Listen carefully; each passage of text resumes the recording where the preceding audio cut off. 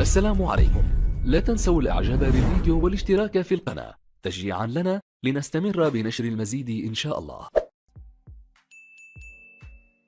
أمر رئيس الجمهورية عبد المجيد تبون بإطلاق مناقصة لشراء 6 طائرات متوسطة الحجم مختصة في إطفاء الحرائق دعما لأسطول الطائرات والمروحيات التي تملكها الجزائر، ويأتي هذا خلال ترأسه اجتماع لمجلس الوزراء بمقر رئاسة الجمهورية، أين أسدى الرئيس أوامر فيما يخص التدابير الاحتياطية لمواجهة الحرائق موسم الصيف.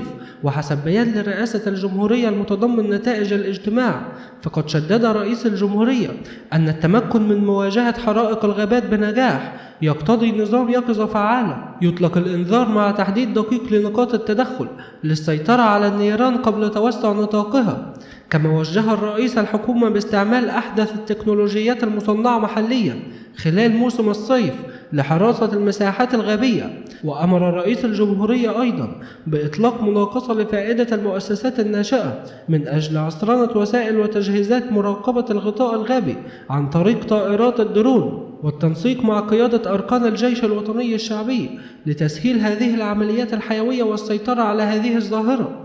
وفي الأخير شكرا لكم والسلام عليكم ورحمة الله وبركاته.